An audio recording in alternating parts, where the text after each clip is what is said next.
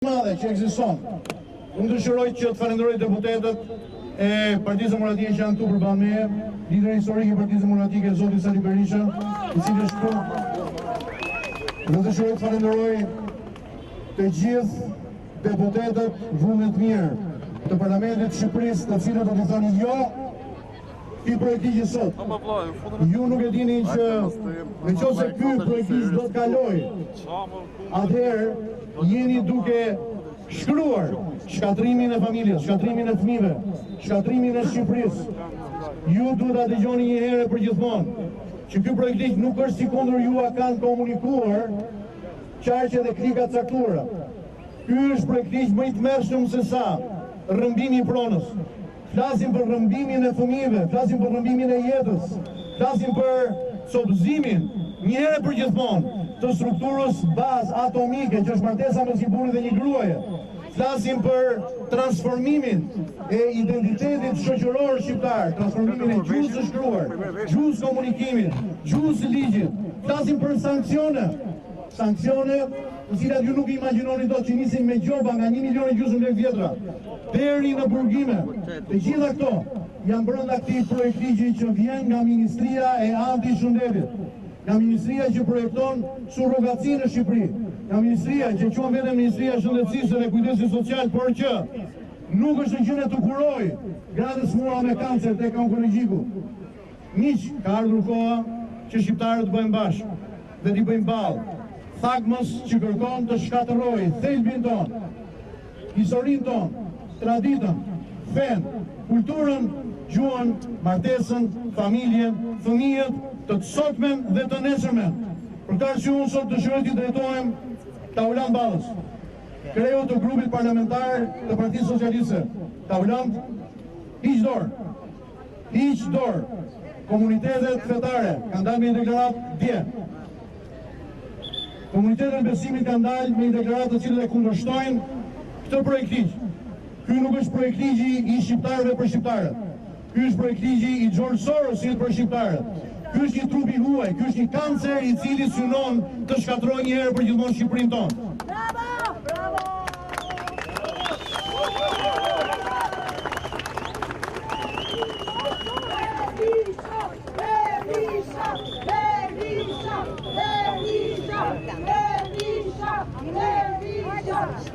Miq, ky tubim, ne do të qëndrojmë këtu si zëri i pakomponentuar dhe jo partijak, i shqiptarëve, të cilët qëndrojnë në mbrojtje të asaj që kanë të çmuar.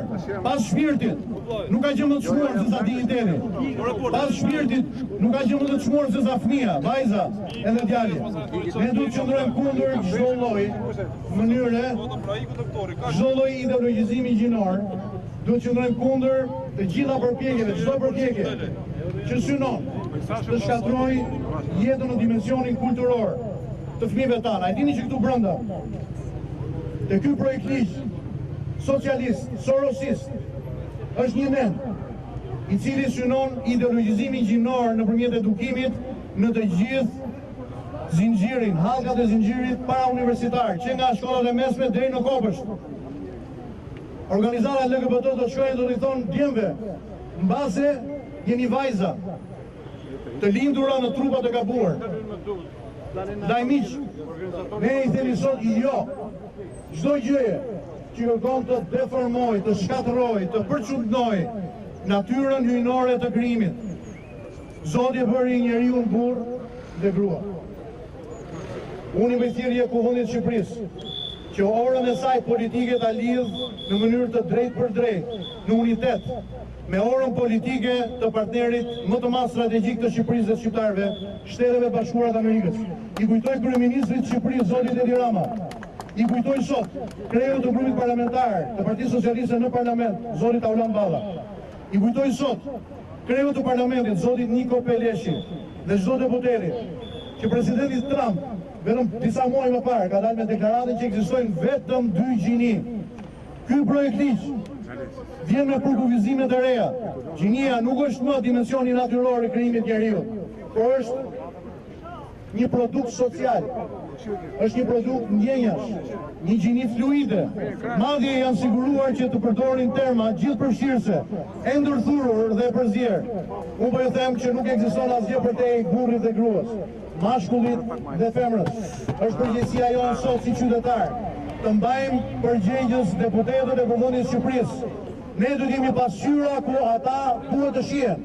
E nëse ata shihen te kjo pasqyrë që jemi ne, dhe shohin veten e tyre të shëmtuar, diçka duhet ndryshohet tek ata. Ky projekt ligj nuk është projekt ligj shqiptar për shqiptarë. Ky është projekt ligj i huaj, është një kancer, është një trup i huaj. Është në ndërhyrje në gjuhën tonë, në kulturën tonë, në traditën tonë. Është një ndërhyrje që bëhet ligjit.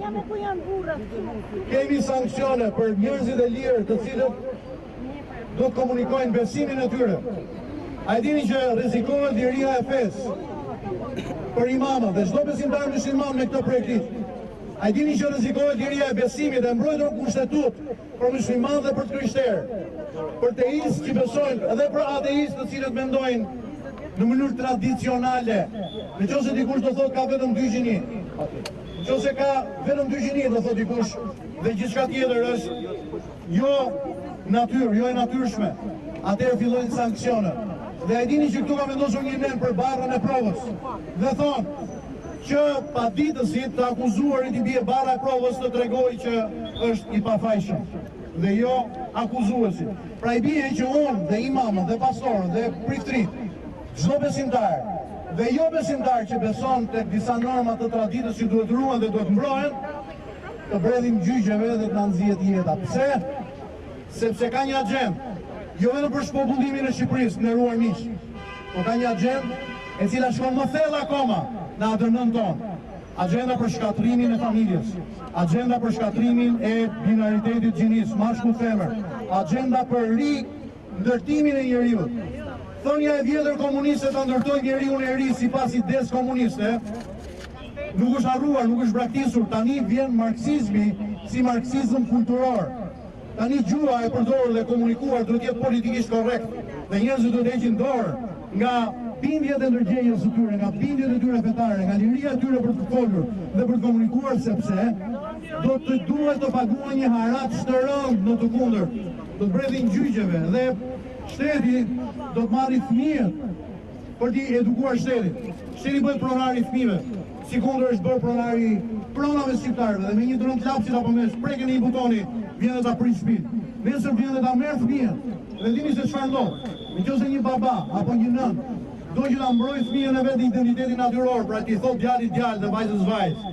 Nëse një moment caktuar djali ka një moment konfuzioni dhe shkolla, arsimtarët, psikologët e shkollës, të cilët janë të trajnuar nga organizatat LGBT marrin vesh.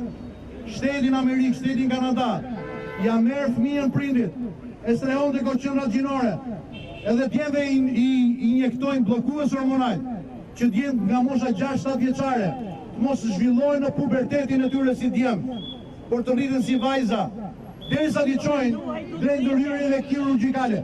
Ky është genocid. Ky projekt ligj është genocid. Genocid ndaj fëmijëve, genocid ndaj shqiptarëve, genocidi më i thellë ndaj familjes. Ndaj ne i themi jo këtij projekt ligji. Ky është projekt ligji më i tmerrshëm i pabarazis dhe i diskriminimit të grave. A dini që këtu keni një nen te ky projekt ligji të Olan Ballës? Dhe neni është transgenorizmi në sport. Ta duan që burrat të ndeshen me gratë në sport, transgenorët të ndeshen me femrat në sport. Po ne dim që nuk ka barazin në sport. Ta kanë emetuar nenin barazia gjinore në sport. Nëse do kishte barazin në sport, nuk do kishte dy kategori, femrash dhe meshkujt. Pra këta projektojnë ligjin që diskriminon gratë në emrin e barazisë gjinore. Këta që duan ne japin barazi grave dhe burrave, këta diskriminojnë gratë. Edhe gjithë ato shoqata të shoqërisë tash quajtur civile të George Sorosit, ku janë ato gratë që heshtin tani? Heshtin sepse natyrisht fondet e USAID-it kanë përfunduar, kanë shterur dhe duhet përpiqen fort për të gjetur fonde të tjera për të mbajtur kafshën e tyre në këmbë dhe nëpërmjet këtij ligji sigurohen që të vijojnë mbijetesën e tyre. Nëse për disa grupe në Shqipëri, përfshi këtu edhe deputetët e së Majdës, Çështja dhe kauza kryesore janë parat. Për ne, kauza nuk janë parat, zotëri. Për ne dhe për shqiptarët që duan shtëpinë, familjen, babën dhe nënën, fëmijët e tyre, kauza është kauza e jetës. Është mbrojtja e fëmijëve, është mbrojtja e familjeve, është akcimi i kombit. Ndaj më lejon t'ju them edhe një herë. Ne i themi sot jo dhe një jo të plot këtij projekti. Deputet socialist, shikoni thellë në ndërgjegjen tuaj në qoftë se ka mbetur pak jetë brenda saj. Shikoni thellë brenda ndërgjegjes tuaj dhe ka ardhur koha që te ky projektist të dilni jashtë rreshtit, të dilni jashtë porosisë së liderit suprem.